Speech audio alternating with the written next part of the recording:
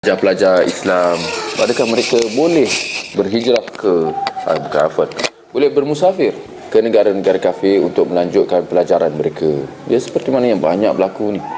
Banyak daripada pelajar-pelajar Islam di negara-negara Islam, bukan sahaja kat Malaysia, bahkan di negara-negara Islam yang lain, di negara-negara Arab, ramai yang menjadikan, ya, duka citanya, mereka menjadikan negara-negara kafir sebagai destinasi utama mereka untuk nak melanjutkan pelajaran, ya, yang lelakinya dan juga yang perempuannya, ya. Baik, adakah hal ini dibolehkan? Kita kata seperti mana yang dijawab oleh Syekh Al-Albani rahimahullah.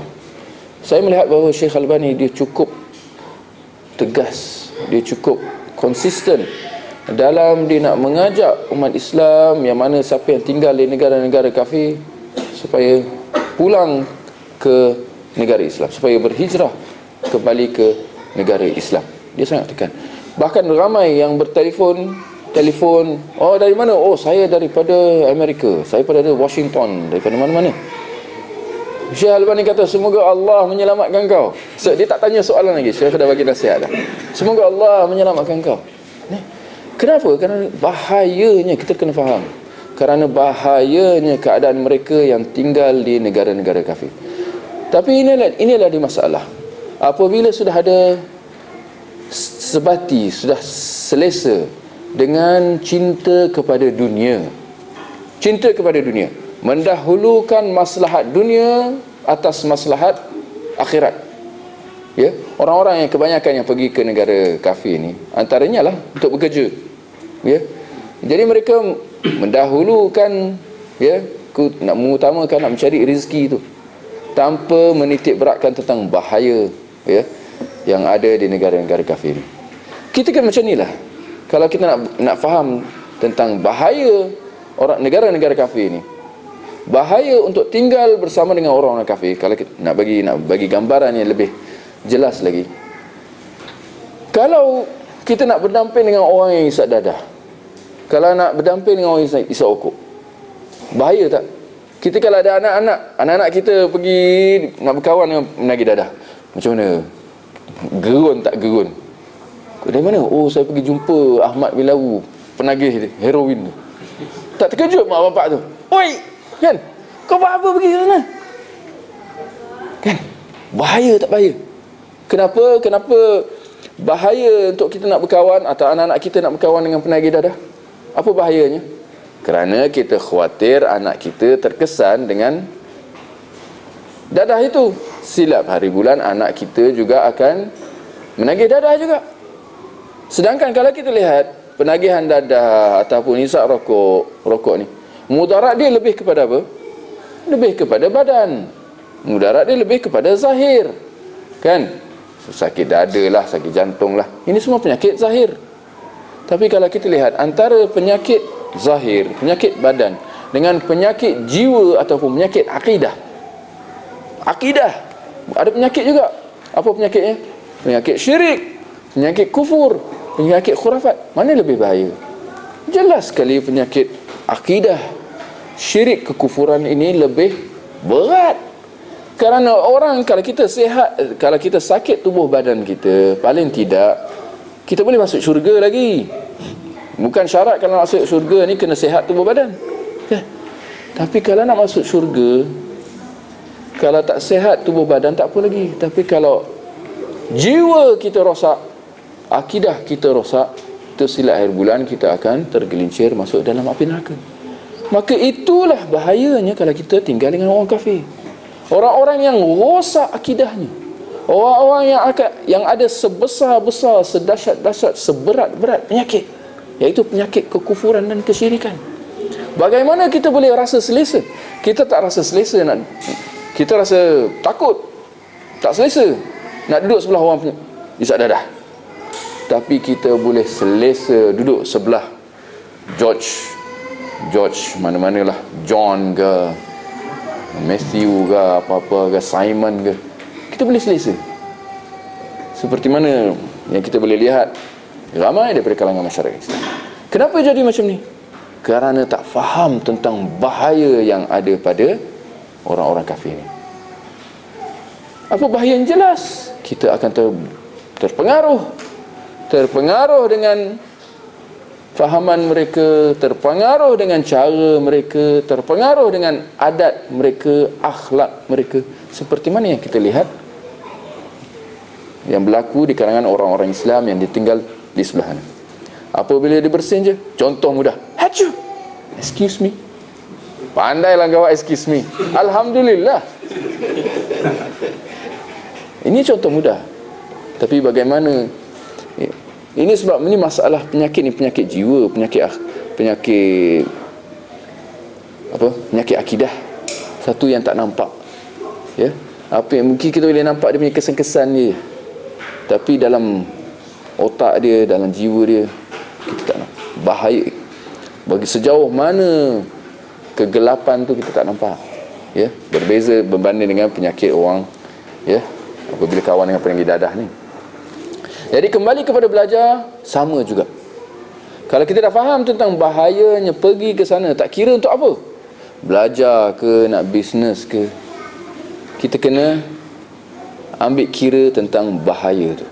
Maka kerana tu Syekh Al-Albani rahimahullah dia kata, antara syarat kalau nak pergi, dia perlu darurat, ada keperluan baru pergi.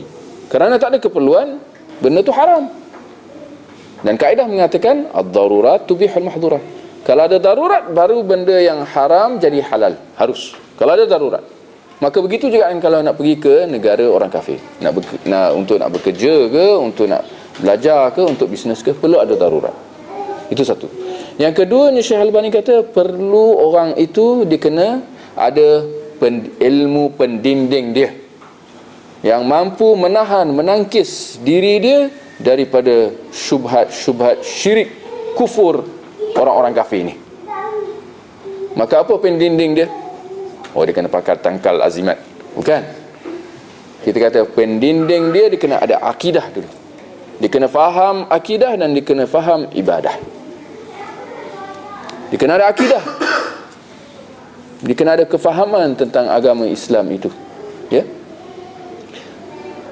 Kerana itu juga Syekh Al-Albani kata, bagi saya kalau orang yang belum kahwin, bahayanya lebih berbanding orang yang dah kahwin kalau dia nak pergi ke negara orang kafir.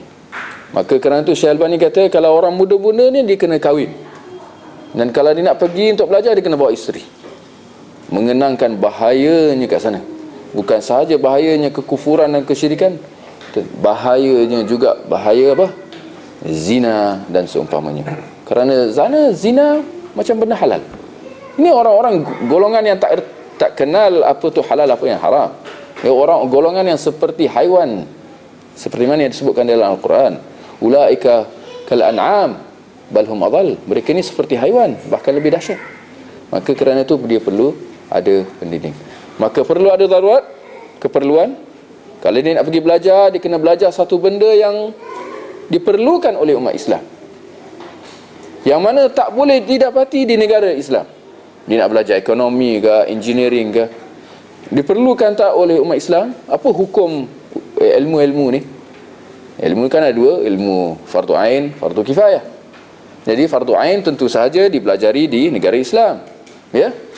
Fardu kifayah perlu juga dituntut. Jadi kalau dia nak pergi ke sana, perlunya ilmu fardu kifayah yang ingin dicari itu tidak didapati di negara Islam. Engineering ke, apakah wiring ke, kedoktoran ke, perubatan ke, satu yang tidak boleh didapati di negara Islam. Maka kalau macam tu baru dia boleh pergi. Tapi nak kata malang segala malang, ala daripada kalangan orang-orang Islam pergi melanjutkan pelajaran masters dia, PhD dia ke apa ke, ke negara kafir untuk belajar Islam. Pergi ke London, pergi ke Washington, sambung dalam bidang Islamic Studies. Subhanallah. Ini benda pelik. Di antara boleh kita masuk dalam senarai benda-benda pelik akhir zaman. Orang Islam pergi belajar Islam di negara kafir. Subhanallah. Saya ingat, tak tahulah nak kata macam mana, sejauh mana kelalaian, kejahilan umat Islam. Ada dekat Oxford, University Oxford, mereka membuka satu kuliah, Faculty of Islamic Studies ke apa benda ke, ya? School of Oriental ke apa. Dia bidang dia untuk mempelajari Islam. Saya ingat negara UK atau pengurusan University Oxford yang di bawah pengurusan orang kafir, bahkan mereka ni adalah orang-orang penjajah, yang mana negara kita duka citanya mereka juga telah jajah. Orang-orang yang Allah kata walan tardha ankal yahud walan nasara, sungguhnya sama sekali orang-orang Yahudi dan Nasrani takkan redha terhadap kamu. Orang-orang ini, University Oxford, kerajaan UK, kerajaan Britain, apabila mereka mewujudkan kuliah-kuliah pengajian Islam ini, apa tujuan dia? Ini yang saya kata, kita tak perlu nak jadi genius, tak perlu nak jadi Albert Einstein untuk nak mengetahui bahawa mereka ini bermuslihat. Mereka sama sekali bukan ingin membuat fakulti pengajian Islam. Sebaliknya, mereka mewujudkan fakulti ini sebenarnya tujuan dia apa? Untuk memusnahkan Islam dengan cara tipu muslihat, dengan cara helah, dengan cara tersembunyi. Tapi bagaimana umat Islam boleh sampai terleka, boleh sampai tertipu begitu sekali? Ya? Maka benarlah kata Nabi sallallahu alaihi wasallam, la tattabi'anna sanana man kana qablakum shibran bi shibr, dhira'an bi dhira', hatta law dakhalu juhra dhafbin la dakhaltumu. Kamu akan ikut orang kafir ni sedikit demi sedikit, sejengkal demi sejengkal, sehasta demi sehasta. Walau kalau mereka masuk lubang biawak pun, kamu akan turut sama masuk ke dalam lubang itu. Maka inilah dia. Ini saya ingat misalan yang boleh diberikan kepada orang-orang pelajar-pelajar Islam dari negara-negara Islam yang pergi ke negara orang kafir untuk belajar Islam. Mereka ni jelas telah masuk dalam lubang biawak, kalau bukan lubang harimau, buaya dan seumpamanya. Ya, wallahu a'lam.